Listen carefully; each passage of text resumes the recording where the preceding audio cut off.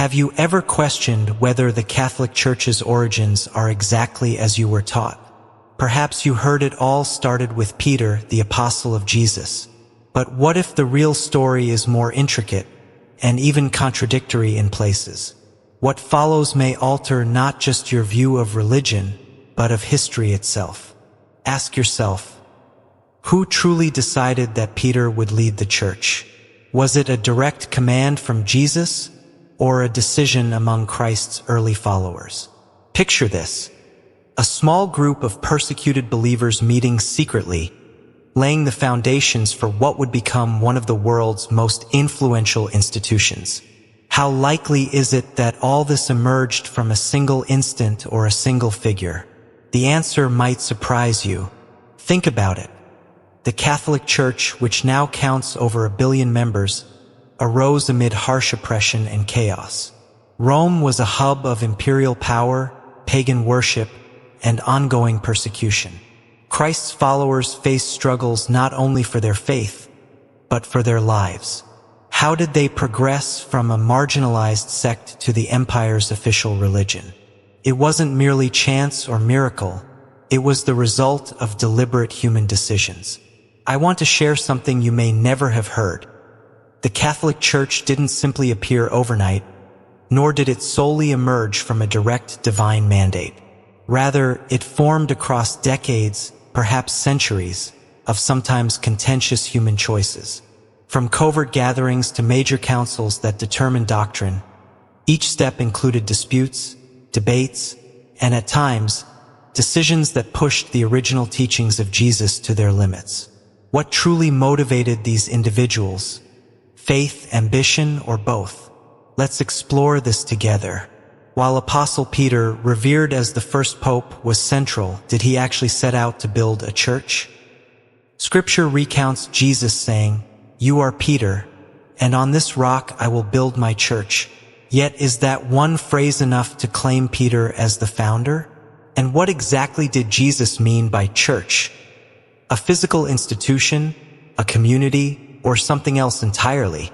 Christ's words have sparked countless interpretations, causing deep divisions through the ages.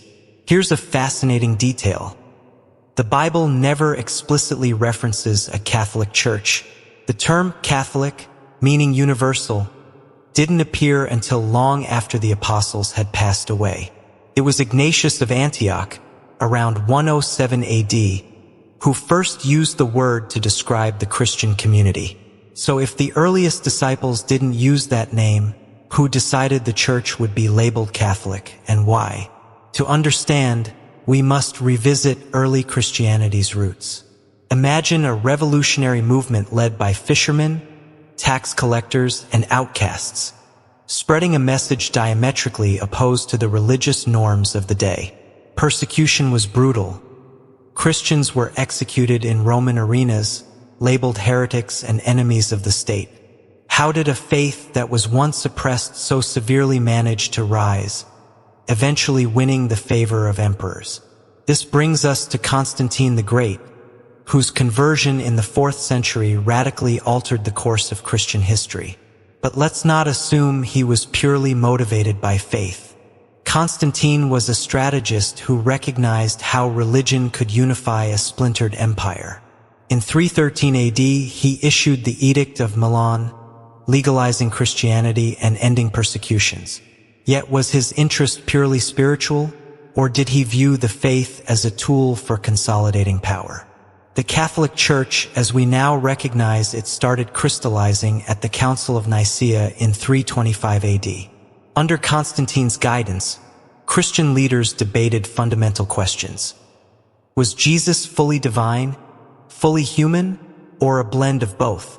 These decisions shaped Christian doctrine and laid groundwork for an institution that would influence politics, culture, and spirituality for centuries. But make no mistake, this was far from simple or orderly. There were betrayals, infighting, and even acts of violence. Many Christians labeled heretics by the councils ended up persecuted by other Christians. This underscores that the church's formation was guided not only by faith, but also by power struggles and efforts to control theological direction. And here's the unsettling part. How much of what we think of as Catholicism today originates from Jesus' direct teachings, and how much from the political and human maneuvering of subsequent centuries? That's not an accusation, but an invitation to reflect. Have you ever wondered why certain beliefs hold sway? Or why specific books are in the Bible while others were excluded? The answers might append what you believe you know. We're just getting started. And the narrative that follows probes further into the mysteries and dilemmas shaping Christianity's early eras. Would you like to continue? Are you ready to unearth truths that have remained in plain sight? Consider this: many vital early Christian writings nearly vanished entirely. Before we had the Bible we know, there were multiple Gospels, letters, and accounts vying to define Christian faith. Imagine Christian leaders scattered across the Roman Empire, each with differing viewpoints, meeting to decide which texts counted as scripture and which would be discarded. Who were these figures, and what criteria guided them in making monumental calls about God's revealed word? The logic was part political, part doctrinal, and entirely eye-opening. The early years of Christianity didn't revolve around simple spiritual selection, but a forceful competition dictating which version of the faith would prevail. Did you know there were believers with a drastically different picture of God than the mainstream version? Groups like the Gnostics believed that special knowledge, not mere faith, unlocked communion with the divine. Some even considered the Old Testament's God an inferior, tyrannical entity, distinct from the loving Father Jesus described. Imagine how radically that might have transformed modern Christianity if those ideas had taken hold.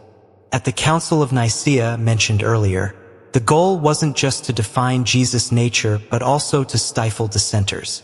Many heretical writings were systematically destroyed.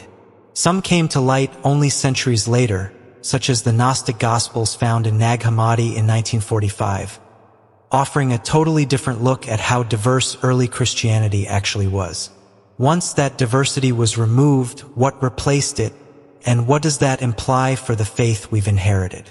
Let's pivot to Peter and his so-called primacy in the church. While Catholic tradition deems him the first pope, the historical record is far murkier. In Acts, Peter is influential yet never presented as an ultimate leader. Actually, during the Council of Jerusalem, central to early Christian decision-making, James, the brother of Jesus, appears more prominent. So from where does the notion that Peter was the rock come? Here we find a mix of theological interpretation and institutional growth. Can you imagine that part of the church's foundation might lie on tradition more than direct historical proof?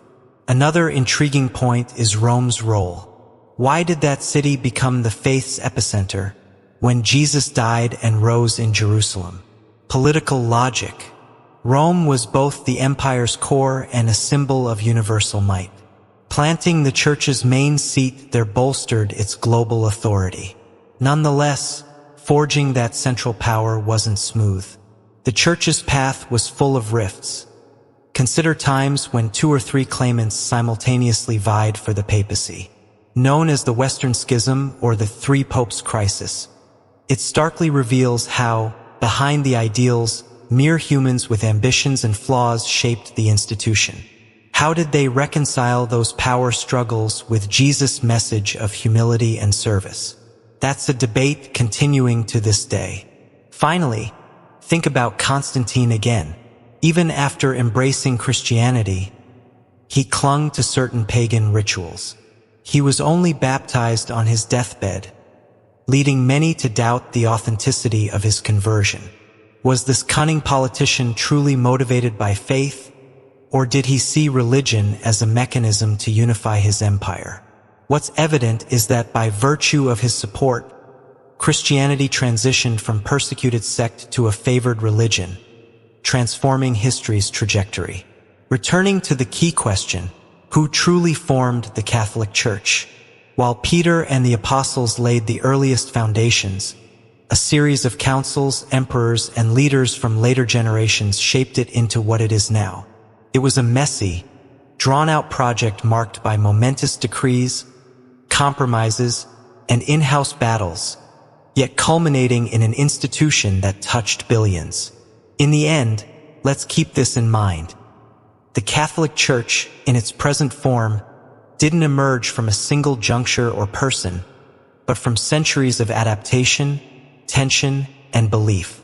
It stands as a reminder that even powerful religious bodies trace back to the dreams, debates, and decisions of ordinary humans, imperfect, ambitious, yet also capable of greatness. So how do you see it now that you're aware of these complexities? Do you find the Church more divine, more human, or a balanced blend of both?